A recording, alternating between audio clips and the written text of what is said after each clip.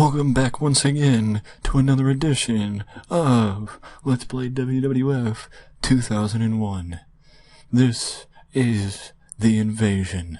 This is the go-home show to WWF Judgment Day, the first pay-per-view since I started this season. The first pay-per-view since I started the season that has very little influence on what actually happened and does not follow suit with the actual 2001 feuds that were taking place during this period, partially because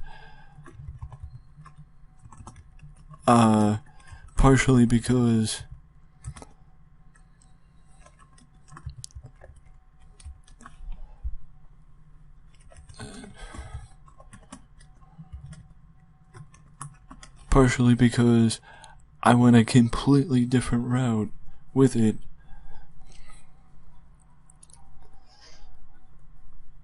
And if this is the first episode that you're seeing of this series, let me show you a little bit of what I'm talking about. Yes, I'm well aware that Haku and Rikishi did tame and did face the Brothers of Destruction. I just don't think it was in 2001. I think it was, if it was an early part of 2001 and not in the part of 2001 that we're in now, post-WrestleMania. Speaking of post-WrestleMania, Austin's first opponent post-Rock is Chris Benoit and Triple H, as both men come off huge wins. Benoit coming off a win against Kurt Angle, and Triple H coming off a win against The Undertaker. But the reason why Austin is feuding with Hunter and Benoit instead of teaming with Hunter is because the idea of Austin teaming with Hunter doesn't make any logical sense, in my opinion. Because a year ago, or even not even a year ago, 2 months before I started this, they finished the biggest feud of the previous year at No Way Out. So you're gonna tell me, oh, then within 3 months they're gonna be tag team champions? Yeah, sure, that makes sense. So that's why instead, they're both heels, yes, but they're not together. Because also the idea of Austin joining Vince McMahon is kind of redundant to me too. In my opinion too, because for 3, 4, 5 years before that, Austin has hated Vince, so at this point, Austin is a tweener, not a heel, not a babyface. This feud also happened between Chyna and Lita, which is going to lead to Chyna and Lita facing at Judgment Day for the women's title. The Dudley Boys versus RTC. Both men came up short. Both men came up short in the tag team title picture. I mean, in the tag team picture, with the Dudleys coming up short against Edge and Christian, and RTC coming up short against APA. So that's how we got here.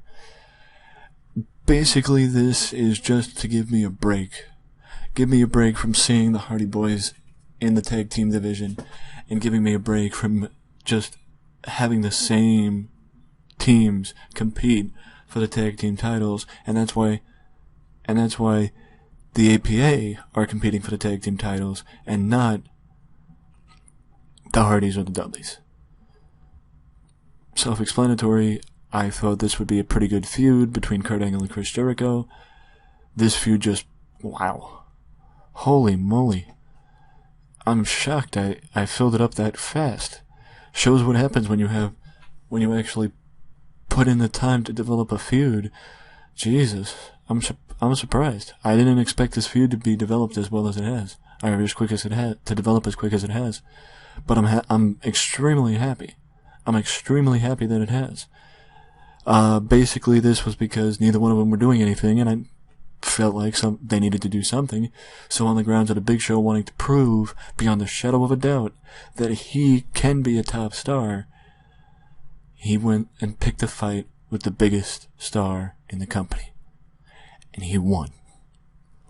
And of course, this one below, this last one, the invasion. This gives you a glimpse, or could give you a glimpse if you pause it right here, and you could look through, see who's going to be on the list, and see who's here, see who isn't. The people who are listed aren't the only people that are going to be in the invasion. There are people on leave that haven't appeared yet that will be in the invasion that I have signed already, that I'm not going to release their names until I'm good and ready.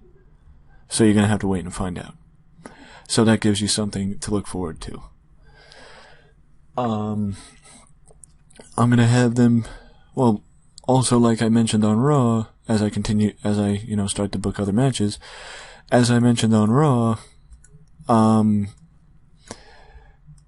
you're going to start, next week on Raw, the invasion will officially begin, as something new is going to kick off this Monday night on Raw, and something's going to change this Monday night.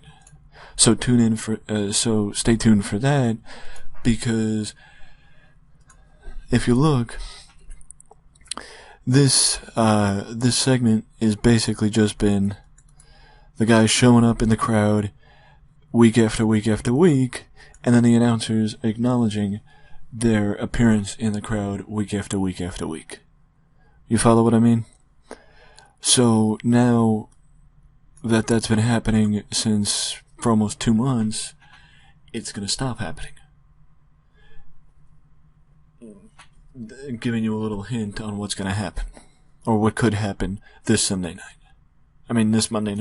this coming Monday. So stay tuned for that. But before then, we have the pay-per-view.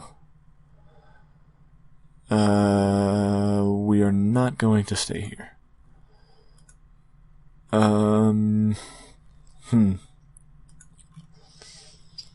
I am actually giving you a glimpse into who, now I'm giving a glimpse into who is down in developmental. You got Randy Orton down here, you got Paul Bearer training people, you got Lash LaRue down here, Christian York, Charlie looking like his brother. If you don't know who Charlie Haas's brother is, do a little research. Brock Lesnar, AJ, I signed AJ. He did not come down. He wasn't signed at this point by WWE. Excuse me. I signed AJ. Elix Skipper is down here. Kazarian I signed. Johnny the Bull's down here. Kid Cash I think I signed. Mike Sanders, Mark Henry, Nick Dinsmore, Lance Cade, Samoa Joe I signed, Scott Vic's down here. Why did I come down here? Oh yeah, I remember. The Dudley Boys need challengers. I was just here. I'm not staying here again unless I have to.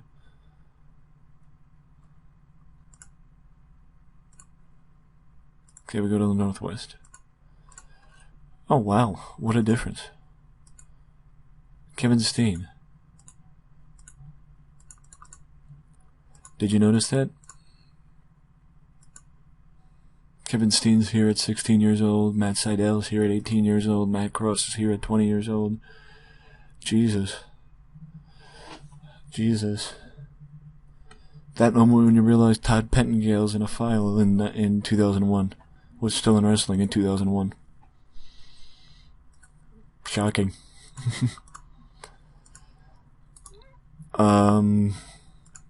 So the Dudley Boys were the reasons why I was looking for jobbers, because I wanted to give the Dudley Boys a squash match before their big pay-per-view match against Right to Censor, and also because they're cutting a promo.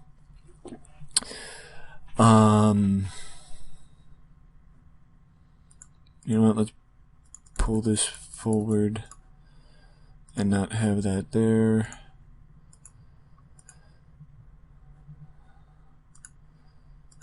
Gonna bring you in.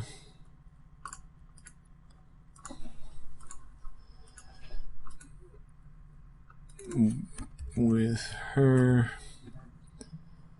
Because China needs a match. Just out of curiosity. Okay, scratch that. China doesn't. Lita does. And I'm going to put China on commentary.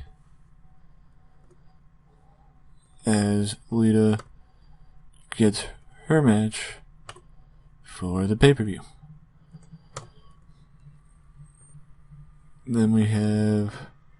I should have my segments. I mean, my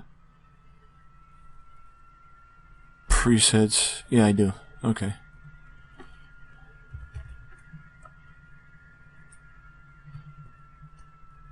Hopefully my computer fan is not making too much noise that it's getting picked up by Audacity because it's very annoying when it does, because there's only way to mask it, there's no way to get rid of it completely, which is pretty annoying.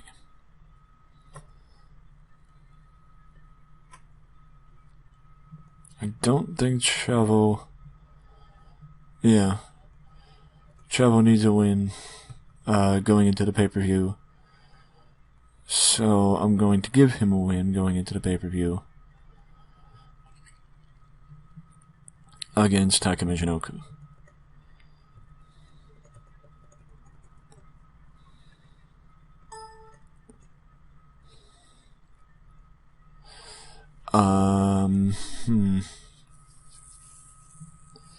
How much time do we have?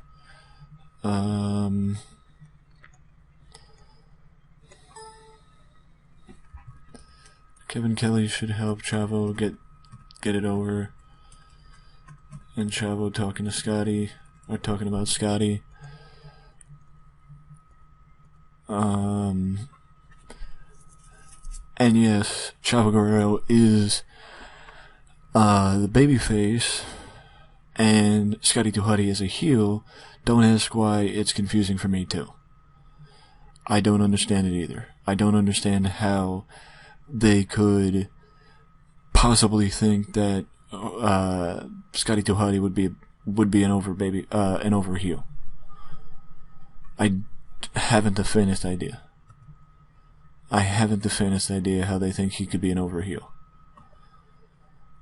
And not an over babyface or not an automatic babyface when he was nothing more than a glorified jobber, or, hence probably the reasoning behind it, a mid-carder without a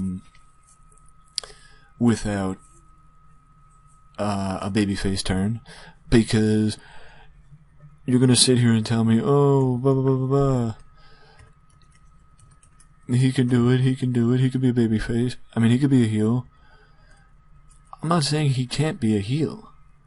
What I'm saying is, he's not good as a heel. He's 100 times better as a babyface. 100 times better. Since The Rock's involved in the segment, Big Show has to be involved in the segment too.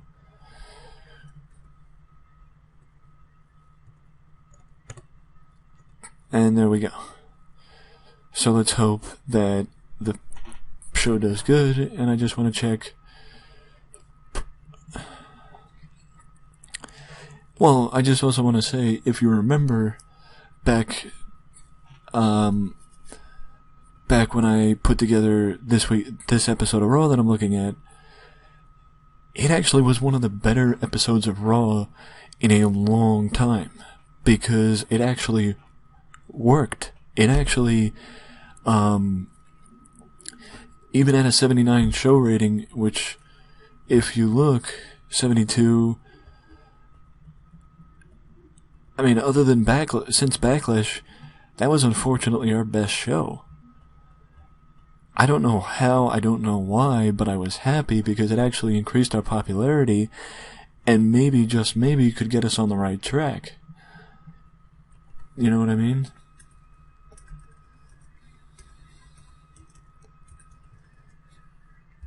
Which would be extensively beneficial for us in this season, because it would make it a lot easier and a lot less stressful to be in this season if I knew that my direction was positive, and the way I see the company going and the way I think that would work best for the company benefit is working, with us gaining popularity, with us getting good ratings, with us, and I know what you're going to say, it's not all about the ratings. When you're WWF and when you have the talent roster I do, the expectations are there that you're automatically going to do good. And I'm just going to say this, you're right, in some cases it isn't all about the ratings, but I'm expecting a lot better ratings than I've gotten, so when I see I get a 79 and that's good enough to increase my popularity, I'm happy. And by the way, Billy Gunn vs. Hugh Morris opens the show, and it's the first match between it's the first match counted, I think, in the Invasion storyline. Counted towards the Invasion. And for the last time, the announcers, Michael Cole and Taz, discuss what possible business Diamond Dallas Page, Chronic, and Stacy Keibler have on Monday Night Raw. And then we head backstage as Eddie Guerrero goes in to Chavo's locker room and wishes Chavo luck tonight against Taka Michinoku, and then talks about how 2 months ago they weren't working in the same company, and now both of them have a pay-per-view match where both of them are defending their respected titles against top contenders. Eddie's at a loss for words because he never expected to be in the same company as his nephew again, but also have both him and his nephew holding championships in the WWF together.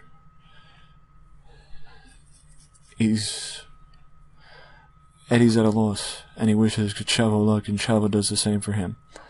And I also have to cancel Eddie's face turn. It seems like in every Let's Play series I do, I say I have to cancel somebody's face turn or heel turn because I forget to do it. TNA is Matt Hardy, and WWF it's Eddie Guerrero.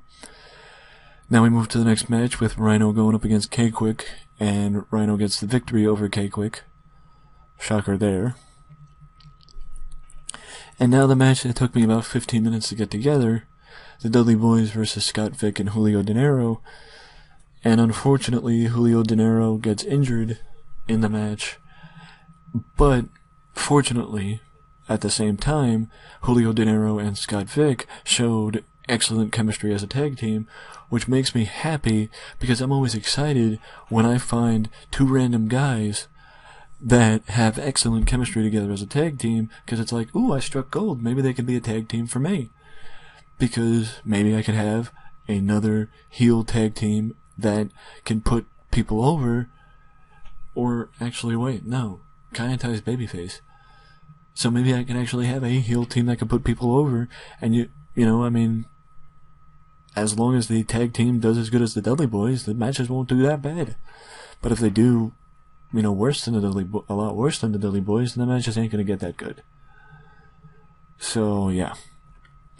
But either way, the Dudleys win their tune-up match for the pay-per-view, and then talk about Right to Censor, and how Val Venus and the Goodfather got lucky a few weeks ago because of their little flunky, Stevie Richards, and how the Dudleys are going to come prepared on Sunday as they have a way to deal with Stevie Richards and make sure he doesn't give Val, and Good Father and Unfair Advantage. And now we move to the women as Lita faces Antisocial in Lita's one last tune-up as Chyna's on commentary. And, I'd have Chyna talk about how she's been carrying the division. When she beat Ivory for the title, she knew that she had to show that a woman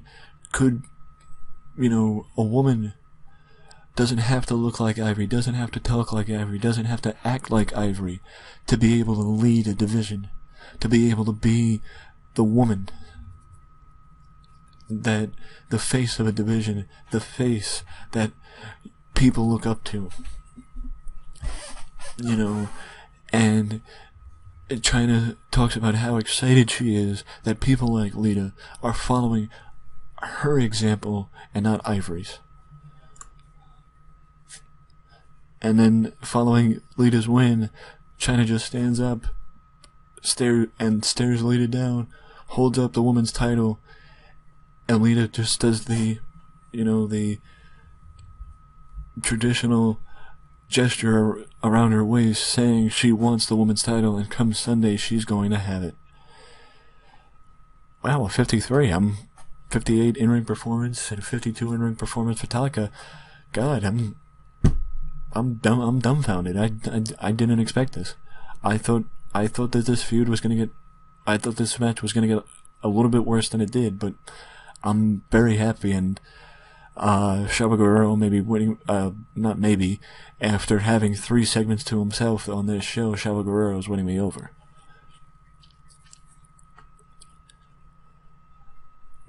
I mean, compared to the work Kevin Kelly did with the Dudley Boys, it's not bad. You got 10 worse than the Dudleys, and the Dudleys are actually decent talkers. Chavo's not popular yet, so, not bad. I'm very happy for Chavo. And I know what you're gonna say, oh, Chavo Guerrero and Scotty 2 Hotty ain't feuding, why are you promoting it? Because I'm booking it as if it was real. I'm booking it as if it was real. That's why Chavo, that's why I'm promoting it, because it's a title match for a pay-per-view, and I want to make people realize the light heavyweight title matters. Even if it really doesn't. But that's beside the point. Speaking of the light heavyweight title, you got the former light heavyweight champion Dean Malenko going up against Steve Blackman in a surprisingly good match. I mean, you say 66 isn't that good, but a match between a mid-carder and a lower mid-carder, where one of the people get a 53 in-ring performance, I'm gonna take a 66. Thank you, Dean. 90. That's what every segment involving these guys should get. It helped all 3 of the top feuds. It helped Benoit and Austin. It helped Angle and Jericho. It helped The Rock and Big Show. It helped. And you want to know why it helped? Because Chris Benoit wasn't in the segment. That's why it helped. Because Chris Benoit wasn't in the segment. And you say, oh, Benoit's not a good talker. He never was. And even in this segment, you'll look right here. The segment deserved better color commentary and better announcing. That means you could have gotten better than a 90. See? Poor color commentary, poor announcing, low heat. Which is weird. I mean, I guess I thought Angle and Jericho had an 82, which is more than theirs, because I thought theirs was at an 81. But either way, all three of these feuds just took a big jump in their overall heat, which is the best thing that could have happened heading into the pay-per-view. I thought this match was going to get better. Maybe I should have put Chris against Dean. Then it might have gotten a little bit better. I would have been shocked if it did better than that, but I mean, Chris and Dean probably have good chemistry, so maybe I'll try it some other time. Maybe I'll try and see how good they do. But not to be overshown, on the go-home show for the pay-per-view, Triple H makes his way down to the ring, stands about halfway on the entrance ramp, and stares down Chris Benoit, saying, "You're not gonna be the one standing tall on Sunday," and also not to be overshadowed. Steve Austin makes his way out to the ring, stands on the rampway, and just only as Steve Austin does, he stares at both of them with those cold, calculating blue eyes of Austin. And the only reason why I know Austin has blue eyes is because of the detail that Jim Ross would go into describing Steve Austin and describing what Austin's face looked like when he was a heel. I heard Ross say that so many times, and that's the benefit of having a good announcer who goes into detail to give you a picture of what the guy looks like and how the guy feels and how lifeless and ruthless and calculating and, evil the guy looks. But the way this show ends is a wide shot of Benoit in the ring, Austin on the rampway, Triple H in the middle, looking back and forth between Austin and Benoit, and it's a wide shot, so you see all three of them, and you hear Michael Cole say, "They're civil tonight, but come Sunday, it's gonna be an all-out war for the WWF title. Austin, Benoit, Triple H for the WWF title at Judgment Day this Sunday. Don't miss it." As the show fades to black, and once again, a 75 final rating, and we increased our popularity in 3 regions. And that might not be a lot, that may not look like a big accomplishment, but I showed you the ratings.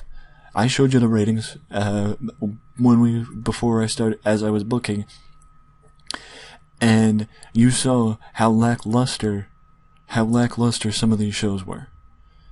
You saw how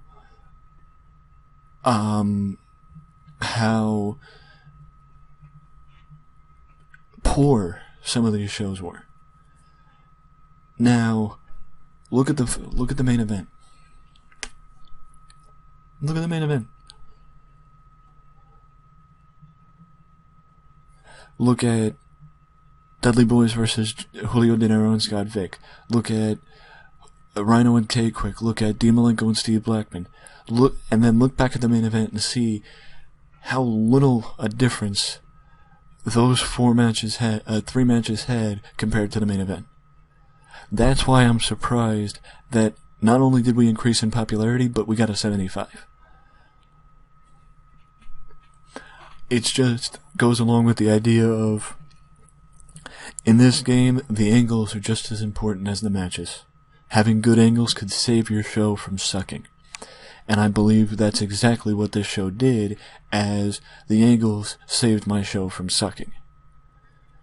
But either way, this was the go-home show for Judgment Day, and come this Sunday night, live feuds will be taking center stage as Austin, Benoit, and Triple H will face for the WWF title.